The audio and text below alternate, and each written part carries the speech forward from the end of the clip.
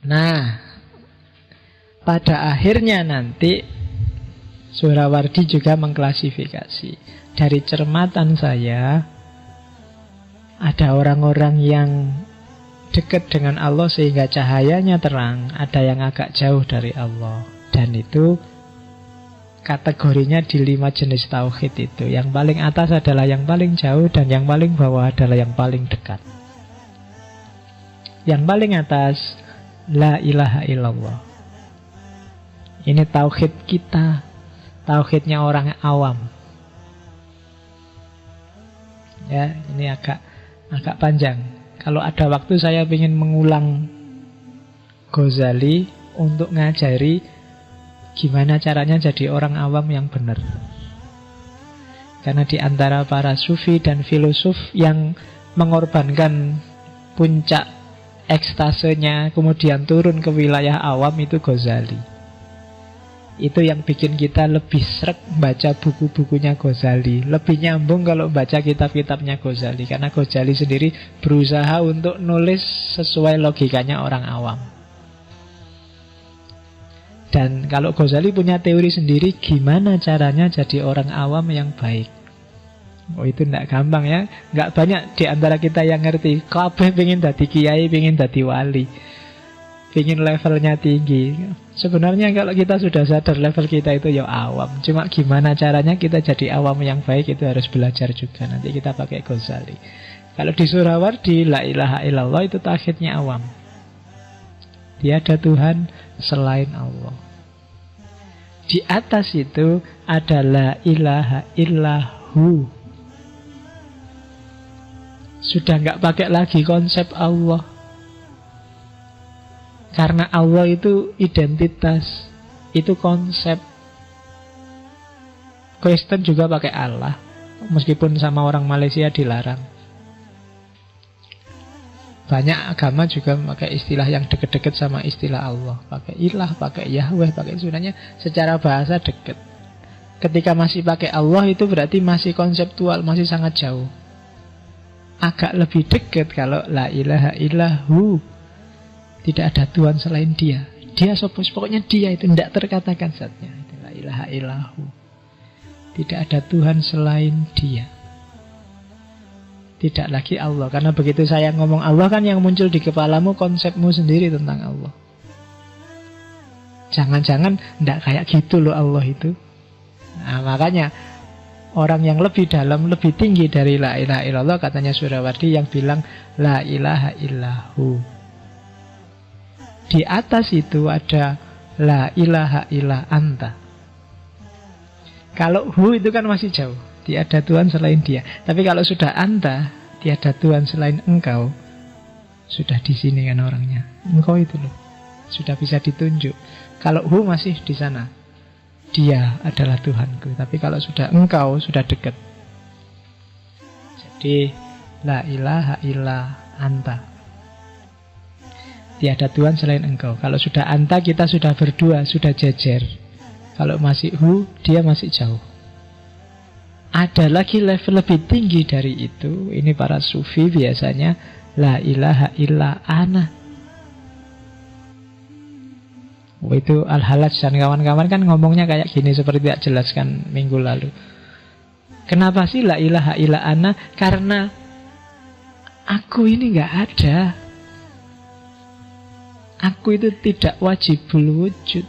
Aku itu mungkinul wujud. Jadi yang berhak ada itu hanya Allah. Adaku itu tergantung Allah. Jadi semua alam semesta ini adalah manifestasi dari adanya Allah, termasuk diriku. Jadi tidak ada Tuhan selain aku sendiri. Ini di dalam diriku ini ada Allah.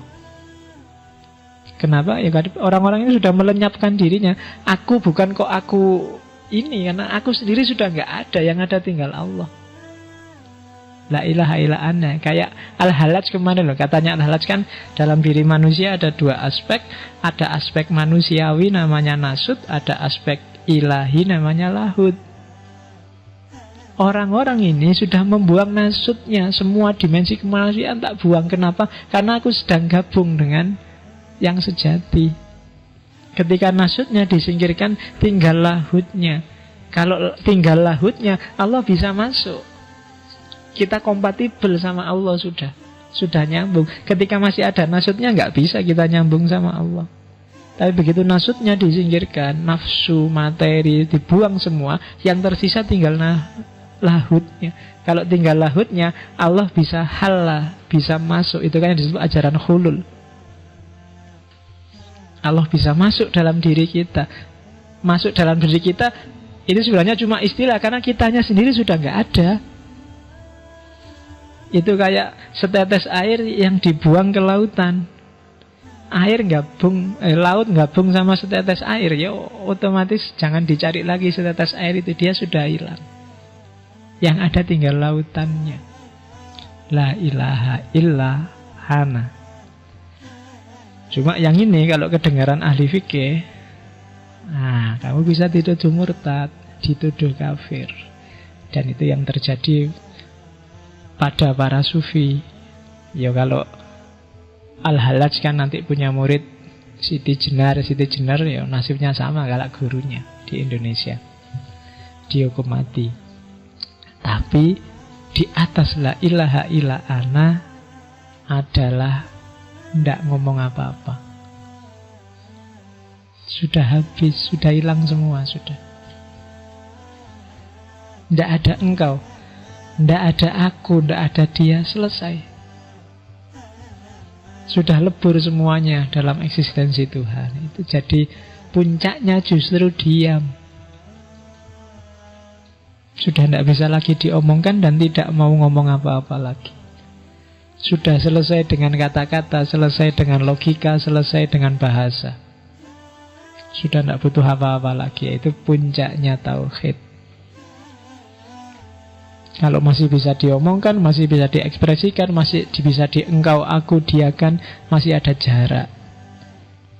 Termasuk ketika masih ada ana, masih ada aku, masih ada jarak. Puncaknya justru tidak usah ngomong apa-apa, sudah habis, selesai semuanya, tinggal Allah saja. Aku yang ngomong ana juga sudah nggak ada, sudah habis, sudah hilang. Nah, itu puncaknya tauhid. Apa sih aku ini? Siapa sih aku ini? Wong aku ini nggak apa-apa. Harusnya sudah habis dari dulu kalau Allah nggak ngizinin aku. Jadi selesai. Nah itu tauhid yang paling atas, tauhid yang paling tinggi.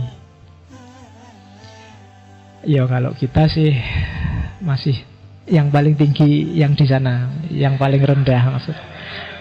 Bukan yang paling tinggi di sini. Jadi masih la ilaha illallah. Karena dalam prakteknya ya mayoritas di dunia Islam ya la ilaha illallah yang itu. Kita hu aja belum. Karena kita masih secara konseptual ya kita masih jauh sama Allah. Kan ada guyonannya gitu kan, agama Islam itu adalah agama yang paling jauh sama Tuhannya. Yang lebih dekat dibandingkan Islam itu orang Hindu. Kalau orang Hindu itu lebih dekat karena Tuhannya dipanggil Om. Om itu lebih dekat. Tapi kalah dekat sama orang Kristen. Kalau Kristen Tuhannya dipanggil Bapak. Kalau Hindu Om, kalau orang Kristen Bapak. Orang Islam paling jauh. Kenapa paling jauh? Karena manggil Tuhannya aja pakai speaker keras-keras tiap hari 5 kali. Iya, jadi keras manggilnya, jadi harus orang sak kota kedengaran karena Tuhannya jauh.